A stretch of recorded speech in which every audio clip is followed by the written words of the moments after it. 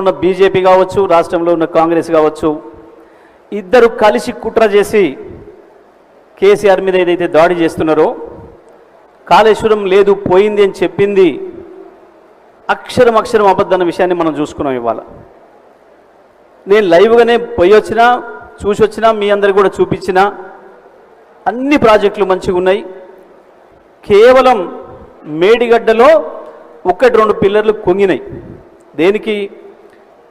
చరిత్రలో 100 సంవత్సరాల చరిత్ర తీసుకున్నా ఎప్పుడూ రానంత వరద 2022-23లో దాదాపు 38 లక్షల క్యూసెక్కుల నీళ్లు ఇవాళ పోతున్న నీళ్లతోని 5.5 రెట్లు ప్రాజెక్టు మీద నుంచి పొంగిపోయని నీళ్ళు వచ్చిన సందర్భంలో కింద ఎక్కడో ఒక చోట ఒత్తిడి పడి ఒక పిల్లర్ కింద ఉన్న ఇసుక కొంచెం బయటికి పోయి కొట్టుకపోయి అది మళ్ళీ కిందికి కుంగి సెట్ అయింది, కుదురుకున్నది ఆ పిల్లర్.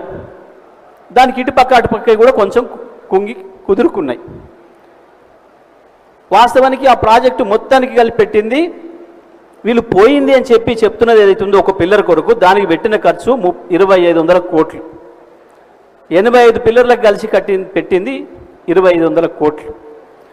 2500 కోట్లలో అయితే దాన్ని కూడా చాలా జాగ్రత్తగా చేశారు డిజైన్. పెద్ద వరద వస్తుందని మనకు తెలుసు కాబట్టి ఒకటే ఏకఖండంగా కట్టలే, 7 భాగాలుగా చేసి కట్టిండ్రు. ఎక్కడన్నా ఏదైనా ఒక ప్రమాదం జరిగినా మళ్ళీ అంతవరకే తీసి బాగు చేసుకుంటట్టు మిగతాది ఏ ఇబ్బంది కాకుండా తీసి కట్టిండ్రు. ఒకవేళ వీళ్ళ లెక్క ప్రకారమే దాన్ని తీసి మళ్ళీ కడితే కూడా మహా అయితే 400-500 కోట్లు అయితే. ఒక మాట మనం రైతులం మనం ఆలోచించుకోవాలి. మనం కూడా పైకి నీళ్ళు వేసుకోవడానికి మొదలు బోదలు వేసుకొని వ్యవసాయం చేసినాం. ఆ తర్వాత రబ్బర్ పైపులు వేసుకొని పైకి వేసుకున్నాం. ఆ తర్వాత ఇవాళ పర్మనెంట్ పైపులు వేసేసి కూడా కిలోమీటర్ తీసుకుపోతున్నాం. మూసి ఒడ్డున కావచ్చు, ఇప్పుడు వస్తున్న కాలువల ఒడ్డున కావచ్చు. మోటార్ ఖరాబ్ అయితే బాగు చేసుకోవట్లేమా? ఒకవేళ బోధె ఖరాబ్ అయింది, తెగిపోయింది, మళ్ళీ దాన్ని సరి చేసుకొని తీసుకుపోవట్లేమా? పైప్ లైన్లు వేసుకున్నాం, పైప్ లైన్ పగిలిపోయింది, బాగు చేసుకొని వేసుకోవట్లేమా? పైప్ లైన్ ఒక కాడ పగిలింది, పొక్కబడ్డది కాబట్టి మొత్తం పైప్ లైన్ వదిలేసి వ్యవసాయం వదిలిస్తున్నామా? వేస్తే ఎవడైనా బుర్ర ఉన్నాడు? వాస్తవానికి ఏం చేయాలి ప్రభుత్వం? చెరువులు కూడా ఉన్నాయి మన చెరువులు. ఇప్పుడంటే తెగుతలేవు మిషన్ కాకతీయ తర్వాత. అంతకుముందు సంవత్సరం అసలే కరువు దరిద్రం. ఎప్పుడైనా వాన వస్తే నియోజకవర్గంలో 10-15 చెరువులు తెగకుండా లేవు. ఎందుకంటే చీమలు పెట్టి పోయిన చెరువులన్నింటినీ వదిలేస్తే ఇవాళ కాకతీయులు కట్టిన చెరువులు ఉండేయా? చెరువు దిగంగానే ఏం చేస్తారు? ఎవరైనా రింగు బండ వేసుకొని వచ్చిన నీళ్ళు ఆపుకొని ఆ పంట తీసుకొని ఎండాకాలం రాగానే మళ్ళీ కట్ట సరి చేసుకుంటాడు ఎవడైనా బుర్ర ఉన్నాడు. కానీ ఇవాళ ఈ ప్రభుత్వం ఏం చేస్తుంది? ఇప్పటి వరకు కూడా దాన్ని రిపేర్ చేసే ప్రయత్నం చేయలే. ఏం మాట్లాడుతున్నారు? ఎన్డీఎస్ఏ చెప్పింది. అసలు ఎన్డీఎస్ఏ ఎవడు? వాడికి ఏం సంబంధం? నువ్వు పిలిచినవా? ఎన్డీఎస్ఏ కట్టిన పోలవరం కొట్టుకపోతేనే ఇప్పటికి 3 సార్లు దిక్కులేదు. దానికి కట్టినోడే దీనికి వచ్చి సర్టిఫికేట్ ఇస్తాడట. ఎవరి నాయకత్వంలో పోలవరం కడుతుందో ఇప్పటికి 3 సార్లు కొట్టుకపోయిందో, దాదాపు 2000 కోట్లు నష్టమైందో అక్కడ ఎన్డీఎస్ఏ రిపోర్ట్ ఉండదు. గుజరాత్లో కట్టి ఇట్లా ప్రారంభం చేసి మోడీ వెనుక మళ్తూనే ఉండు, బ్రిడ్జిలు కూలి కొట్టుకపోతూనే ఉన్నాయి, గాలిపటాలు పోయినట్టు చచ్చిపోతూనే ఉన్నారు 100 మంది. అక్కడికి ఎన్డీఎస్ఏ పోదు.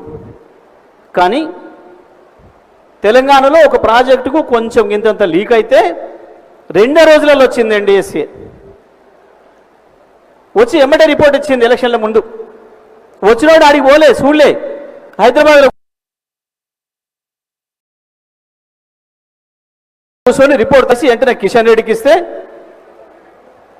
ఎక్కడ రిపోర్ట్ చేయాలి అక్కడ చేరేవాడు. కిషన్ రెడ్డికి ఇచ్చిపోయాడు. కిషన్ రెడ్డి ప్రకటిస్తే ఇంత పెద్దగా వాళ్ళ డబ్బా పేపర్లల్లా కూలిపోయిన కాళేశ్వరం. ఎన్డీఎస్ఏ తప్పుపట్టింది. కూలిపోయిందా కాళేశ్వరం? కనబడతలేదా కళ్ళకి? ఇంత కళ్ళ ముందే ఉంది కదా. కళ్ళ ముందే కనబడుతుంది కదా. ఒకసారి దీన్ని చూద్దాం. అసలు కాళేశ్వరం ఏంది? కాళేశ్వరం అంటే 3 బ్యారేజీలు.